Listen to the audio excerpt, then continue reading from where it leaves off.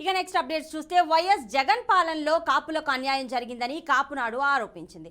కాపు నాయకులు కాకినాడలో సమావేశమయ్యారు. ముఖ్యమంత్రి జగన్ తమ రిజర్వేషన్లు తీసేశారని మండిపడ్డారు.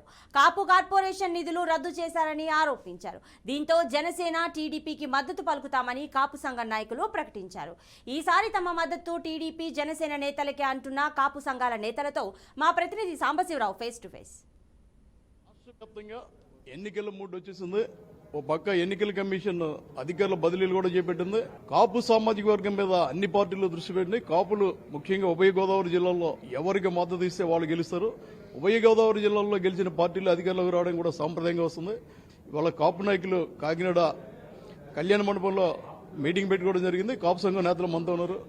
సార్, ఇప్పుడు ఉభయ గోదావరి జిల్లాలో చెప్పగానే గుర్తుకొచ్చే పేరు కాపులు.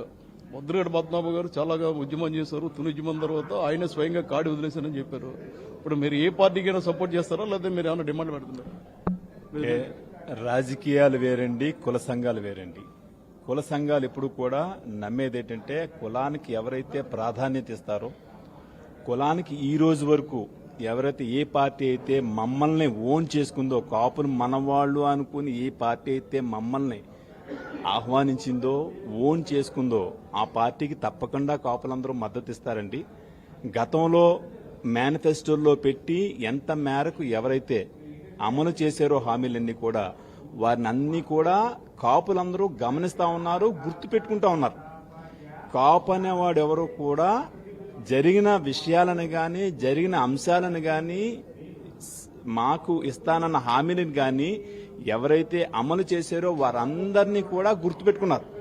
అంటే కాపు కార్పొరేషన్ అనేది అనుకోకుండా అండి 56 బీసీ కులాలకు కూడా కార్పొరేషన్ ఏర్పాటు చేయడం జరిగింది ప్రభుత్వం. వారికి ఏ న్యాయం చేశారో, వీరికి ఏ న్యాయం చేశారో ప్రజలందరూ గమనిస్తా ఉన్నారు. గత ప్రభుత్వం కార్పొరేషన్ ఏర్పాటు చేసి కొంత మేరకు మాకు సహకరించింది. ఈ ప్రభుత్వం ఆ మేరకు కూడా అసలు ఏది లేదు. ఏమండి, రిజర్వేషన్ అనేది కేంద్రం ఇచ్చింది, వీరు అమలు చేసింది కూడా ఇప్పటి వరకు అమలు చేయలేదు ఈ ప్రభుత్వం డిలే చేసుకుంటూ వచ్చింది.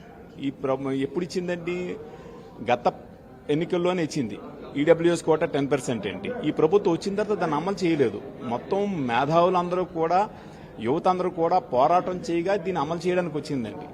అందులో మా పర్సంటేజ్ ఏదైతే మా కాపులు 27% ఉన్నాం అనుకుంటున్నాం, 27% మనం చూసుకున్నా 10%లో మా వాటా మాకు రావాల్సిందేనండి, ఖచ్చితంగా రావాలండి. అది ఇచ్చి చిత్తశుద్ధి చాటుకుంటే మేమందరం కూడా అభినందిస్తామండి. ఇప్పుడు ముద్రగడ వెంట వన్ సైడ్ గా కాపులు ఉంటారా, లేదంటే పవన్ కళ్యాణ్ అదే సామాజిక వర్గం కాబట్టి ఆయన వెంట ఉంటారా? ఇవాళ నిర్ణయం ఏం తీసుకున్నారు? ఇవాళ కాపు అన్న వాళ్ళు రాజ్యాధికారాన్ని నిర్ణయించే స్థాయికి రాజకీయంగా ఎదిగిన ఒక వ్యవస్థ ఇది. కాపు అన్న వాళ్ళు ఒక సంఖ్య కాదు, ఇది ఒక వ్యవస్థ. ఈ రోజు రాజ్యంలో ఏ అధికార పార్టీ అయినా సరే కాపు నాయకుల యొక్క దీని మీదే అధికారంలోకి రావడం జరుగుతుంది. ఈ రోజు సగటు కాపు ప్రతి ఒక్కరి హృదయంలో ఉన్నది జనసేన పార్టీ. అది బయటపడుతున్నారా, బయటపడలేదా అన్నది వేరే విషయం. కానీ ప్రతి ఇంట్లో, ప్రతి గడప దగ్గర ఏ ఇంటికి వెళ్ళినా సరే జనసేన పార్టీ గురించే మాట్లాడుకుంటున్నారు. భర్త ఓటైపోతే భార్య దెబ్బలాడే పరిస్థితి వల్ల జనసేన పార్టీకి ఉంది. అందుకని ఇటువంటి గతంలో జరిగిపోయిన వాటి గురించి కానీ, ముద్రగడ పద్మనాభం గురించి కానీ, ఈ గవర్నమెంట్ చేయగలిగి కానీ ఇవన్నీ కూడా 60 రోజుల్లో వెనక్కి వెళ్లిపోయే విషయాలే. కొత్త చరిత్ర మేము సృష్టించబోతున్నాం.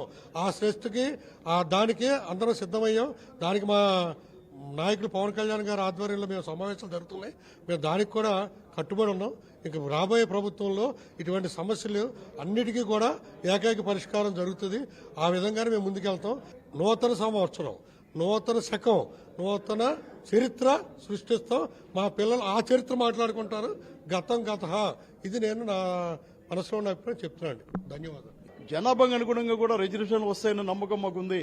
ఖచ్చితంగా జనసేన టీడీపీ పవన్ కళ్యాణ్ దృష్టిలో పెట్టుకునేనా మా కోరికలు నెరవేరుతాయని ఆశ మేము ఉన్నామని కాపు సంఘం నేతలు చెప్పడం జరిగింది. కెమెరామెన్ ధర్మతో సాంబశివరావు, బీఆర్కే న్యూస్, కాకినాడ.